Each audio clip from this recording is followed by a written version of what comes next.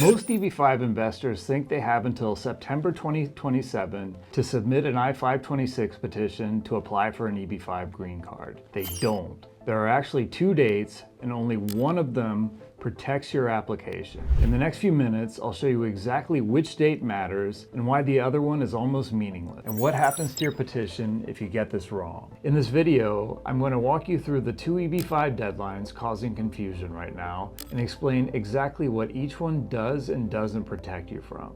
I'll also show you why the phrase, "I have 6 months," is the most dangerous thing an EB-5 investor can tell themselves right now. If you've been evaluating EB-5 or putting it off, this is the framework you need to make that decision. And at the end of the video, I'll show you one step that can cut your I-526 petition processing time from 2 years down to as little as 5 months. Let's start with the confusion over these dates because it's completely understandable. You may have heard that the EB-5 Regional Center program is authorized to run until September 30th, 2027. This is true, but there's a second date, September 30th, 2026. That means something entirely different. September 2027 is when the program is currently set to expire if Congress does not reauthorize it.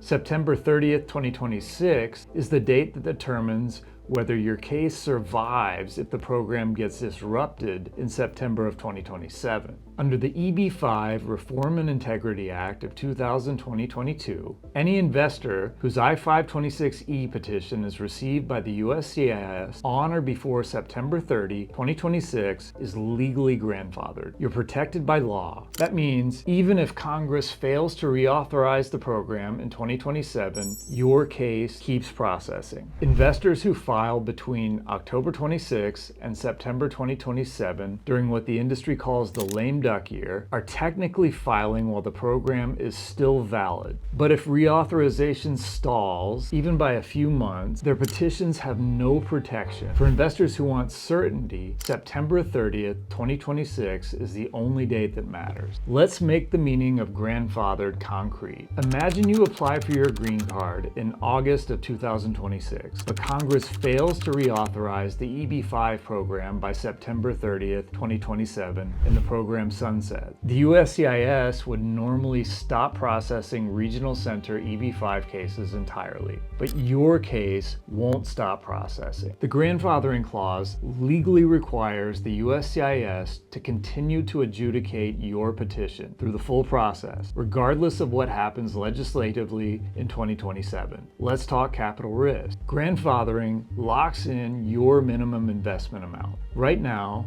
for high unemployment TEA and rural category EB-5 projects, the minimum investment is $800,000. However, the Reform and Integrity Act includes automatic inflation adjustments beginning January 1st, 2027. Based on current projections, the minimum investment is expected to rise to somewhere between $900,000 and $937,000. Grandfathered investors are protected at the $800,000 minimum.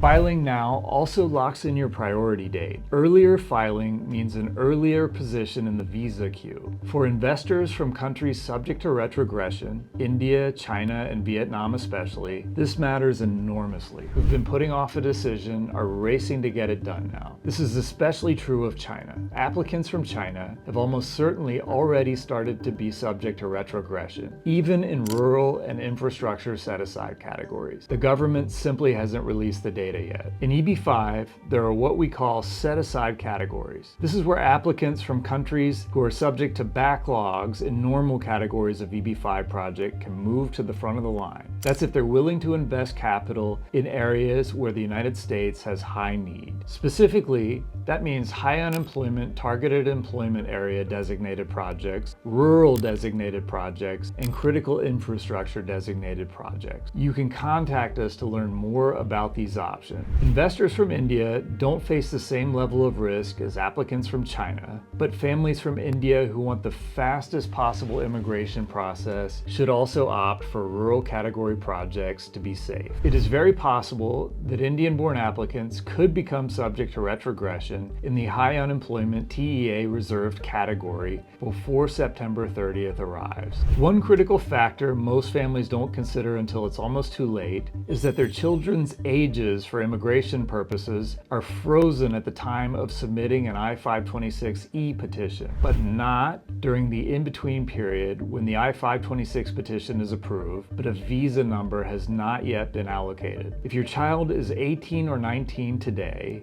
and you subsequently become subject to retrogression in your EB-5 project category, filing even a month or two ahead of the deadline, ahead of the scramble of other applicants rushing to get in by September 30th, this could be the difference between your children immigrating with you as dependents or aging out of eligibility. For applicants from India who want the fastest possible processing, rural set-aside projects are the best bet. Indian applicants with a strong preference for urban TEA category projects should move quickly to avoid the risk of retrogression. And investors from China should take action immediately and assume rural category projects are the only safe bet for minimizing retrogression waitlist exposure. In June of 2021, congressional authorization for the EB-5 Regional Center program expired. The USCIS immediately stopped processing all Regional Center EB-5 petitions. Nobody expected the lapse to last long. It lasted 9 months. Cases that had been pending for years were simply frozen. Investors who had already committed hundreds of thousands of dollars waited with no certainty about what would come next. Families who had planned their immigration together faced the prospect of children turning 21 and aging out of eligibility to immigrate with their families before the program could be restored. Congress finally passed the Reform and Integrity Act in March of 2022. For the first time in EB-5 history, they included a grandfathering clause. The lesson from 2021 is that the U.S. Congress's timelines for doing anything are very unpredictable. The consequences of a lapse fall entirely on investors who aren't protected. The grandfathering clause only helps if you file in time. Here's where most families underestimate their timeline. If you're watching this in early 2026, you have roughly 5 months before September 30th.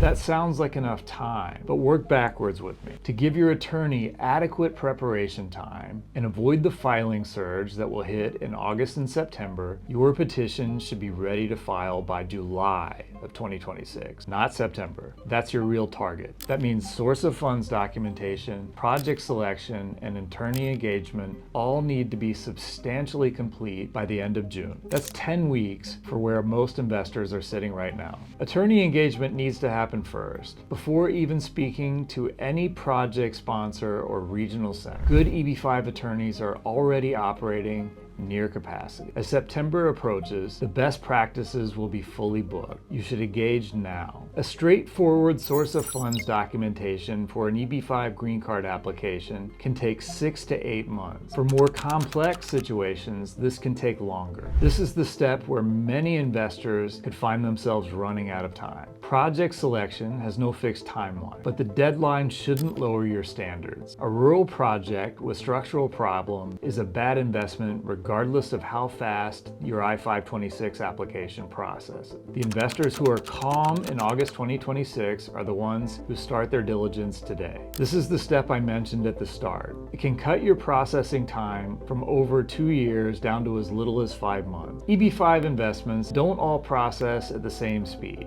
The Reform and Integrity Act created reserved visa categories in the EB-5 program. These are annual allocations set aside for specific project types. Rural category set-aside projects receive 20% of all EB-5 visas annually. High unemployment areas get 10%. What makes rural set-asides genuinely different is that the USCIS is legally required by law to prioritize processing rural petitions first. This is written into federal law. Since the RIA took effect, rural I-526E petitions have averaged roughly 5 to 9 months for approval. Non-rural urban petitions petitions can take as much as 2 years or even more. For investors from India or Vietnam, rural set-asides are the difference between a realistic 18-month path to a green card and potentially a 2 to 3 year wait. For everyone else, they mean a faster approval on everything that follows. In the years leading up to 2015, we worked with hundreds of EB-5 investors in China who had been evaluating the program for years. These are careful, thoughtful people. They were rightly cautious about committing $500,000 or more to a foreign investment. However, some of them waited too long. The visa backlog had grown deep enough that EB-5 was no longer a realistic path in the time frame that could accommodate their family's aspirations for immigration. In that state of desperation, they became vulnerable to motivated agents telling them anything they wanted to hear to make a sale. Promises about grandfathering that weren't legally accurate and timeline assurances that were simply false. Some of those investors are still waiting for green cards today, literally a decade later. Their children, in some cases, have aged out of eligibility to immigrate with them, which for most families from China was the whole point. The investors who make the best decisions gather good information early, set clear standards for what they need to see in a project, and then they move when those conditions are met, before a deadline forces their hand. If September 30th, 2026 is what got your attention, that's fine. Now it is time to move deliberately with a clear diligence framework and good professional guidance. And you should start now while you still have enough time to do it right. At this point, most people watching this already understand the program. What matters now is understanding your specific position and situation and what your realistic path actually looks like. We offer a 30-minute eligibility review. You bring your situation, we'll take you through a series of questions and provide information so that you can decide for yourself where you stand and what needs to happen between now and a July 2026 filing target. The link is in the description. If you've been thinking about this for a while, this is the right time to have this conversation.